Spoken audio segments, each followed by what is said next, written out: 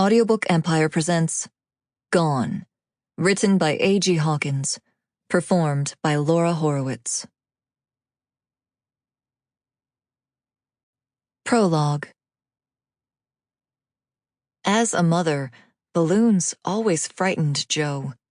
Anytime her daughter Lulu would pick one up, Jo imagined it popping in her mouth and lodging in the back of her throat.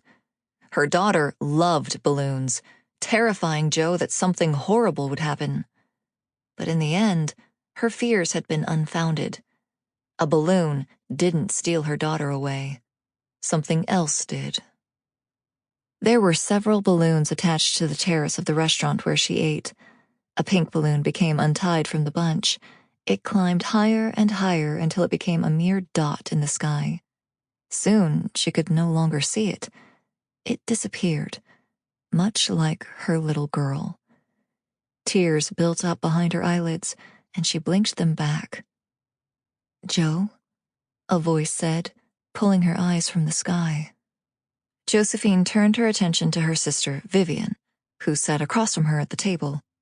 Her sister was only 2 years older than her, but she carried herself as much older.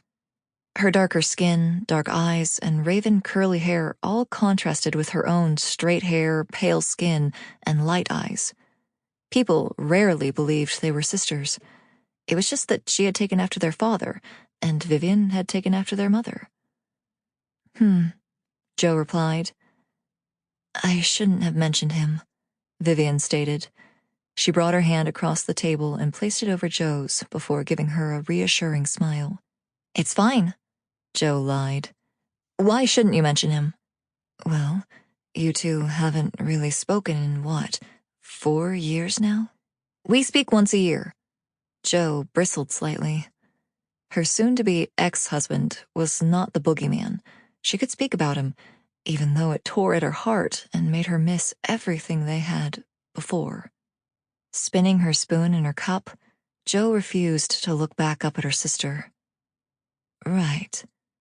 Vivian's voice was kind, and her hand squeezed Jo's.